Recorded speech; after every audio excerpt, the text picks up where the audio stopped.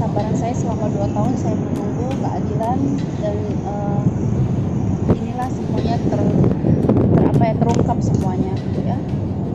Dan saya sudah bersyukur bahwa saya mau mengakhiri ini semuanya. Saya sudah banyak waktu yang terbuang untuk menanggapi kasus ini.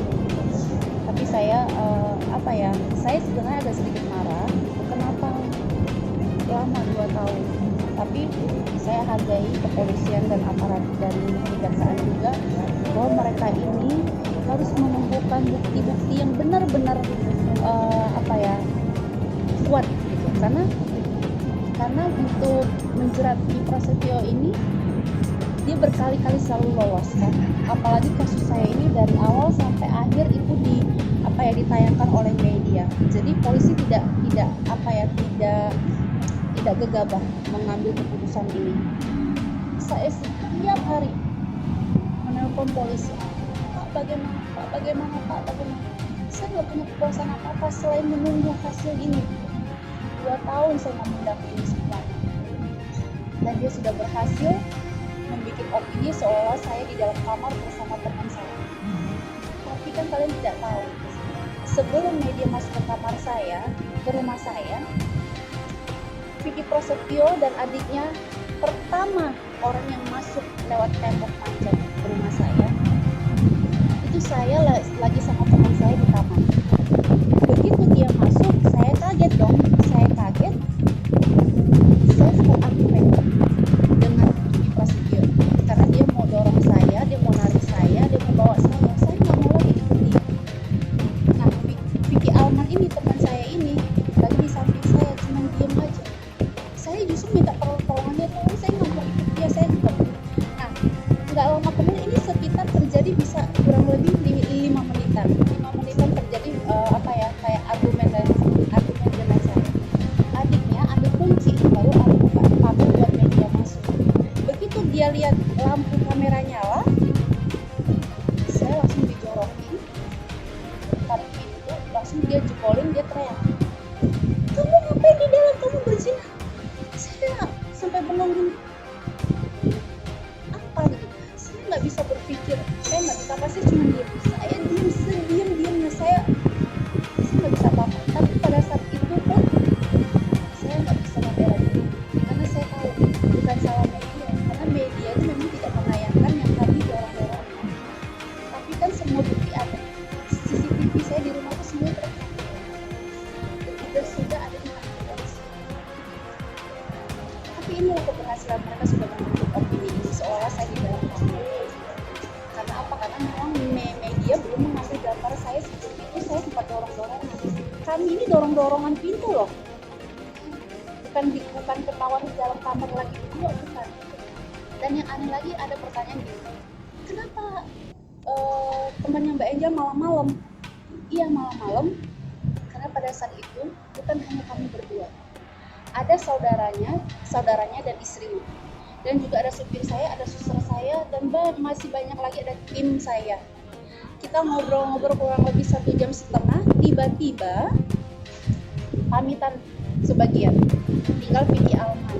Kenapa teman saya ini belakangan? Karena dia bilang nanti abis dari rumah saya dia mau ngambil kopi dari omnya, kirim dari Padang buat dia, dan itu nggak jauh dari rumah saya.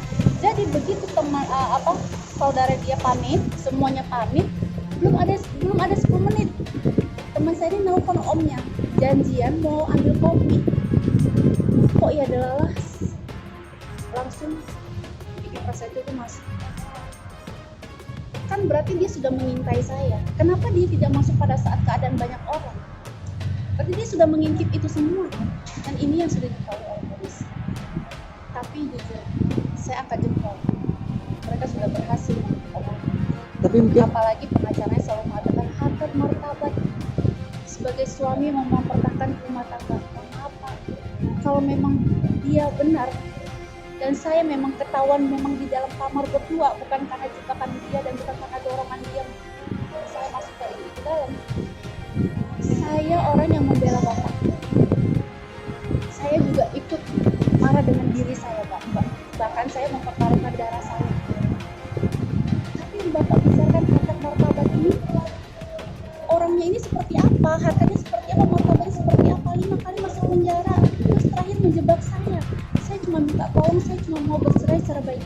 kenapa tidak menceraikan saya secara baik-baik? Kenapa saya harus dijebak, harus dipermalukan? Dan saya nggak bisa membela diri, saya nggak bisa ngomong apa-apa, saya cuma diem. Sampai keadilan 2 tahun saya baru dapatkan. Sekarang dia mau bicara apa, dia mau bentuk opini apa lagi, saya juga tidak mau pusing. Saya pun juga nggak punya tenaga untuk membentuk opini seperti apa. Saya hanya berbicara seapa adanya tentang diri saya ini. Mau percaya mau nggak, saya sudah pasrahkan sama Allah. Ya Allah, saya pasrahkan, biar alam yang akan menjawab semuanya, biar Allah yang membukakan semuanya. Saya sudah nggak mau lagi membahas apapun. Mereka keluarganya mau bawa ayat, mau bawa ini, mau bawa itu, mohon maaf, dengan mereka semakin bawa ayat, kita tahu kan bagaimana terpuruknya keluarganya. Sebenarnya ini teguran buat mereka dengan anaknya, teguran seperti apa, dengan keluarga seperti apa, dengan walaupun dia punya program di mana-mana, tapi lihat penghasilan dia tutup lubang gali lubang, terus keluarganya nggak pernah bahagia. Itu sebenarnya sudah teguran dari Allah, karena itu ada. Udahlah, mohon stop, jangan melakukan ini lagi. Cukup saya yang terakhir, semoga semua keluarganya belajar dengan peristiwa ini, jangan tinggi hati dan angkuh. Dia mempermalukan saya itu karena saya sudah tidak mau menerima dia.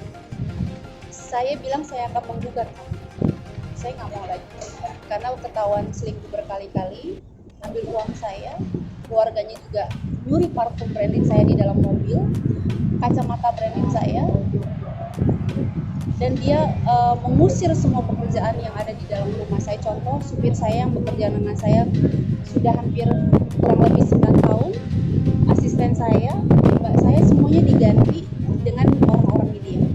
Jadi adik iparnya jadi supir saya, baby jadi pengen kalau saya jalan dia pegang tas saya, jadi ini segala macam. Saya tanpa saya sadari ternyata mereka itu membuat semua itu supaya orang-orang saya lama saya itu yang bekerja dengan saya itu kan kasihan dia, saya harus pecat orang-orang saya seperti supir saya yang udah ngabdi sama saya 9 tahun, saya harus pecat hanya karena omongan mereka bilang dia nggak baik.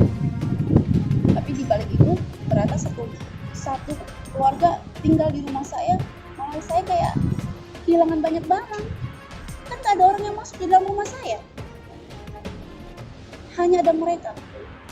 Mas, yang paling penting ini adalah pencemaran nama baik saya. Yang lain ini, aduh kecil-kecil ini udah terlalu banyak deh. Saya ngejar yang ini. Terus ada pertanyaan, kenapa Mbak Angel juga tidak melaporkan keluarganya pada saat itu? Kalau saya laporkan keluarganya pada saat itu, saya ini orang yang terpojok, yang sudah dipojokkan dan ditayangkan di media seolah saya memang di dalam kamar berdua dengan pria lain. Sementara kan tidak ada tayangan yang dia jorok saya masuk ke dalam. Kalau saya melaporkan keluarganya duluan dan keluarganya bersalah, pasti dikiranya saya cari pembelaan, malah menyalahkan keluarganya. Jadi saya berpikir panjang, saya pelan-pelan gitu loh. Bagaimana? Karena saya tahu orang ini sangat pintar sekali untuk membuat opini.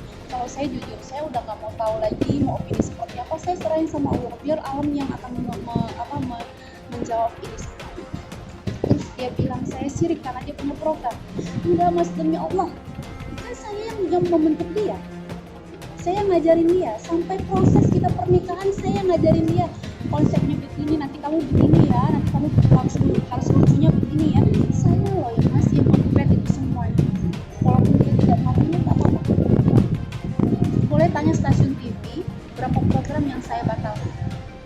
Karena apa? Saya cuma minta satu hal, saya akan mau tampil, saya bilang, kecuali bapak atau ibu mau tanda tangan bikin kontrak kalau saya jangan dibikin ada barengan dengan kita. Karena stasiun TV tidak mau melakukan, saya lebih baik mengundurkan diri. Saya nggak mau.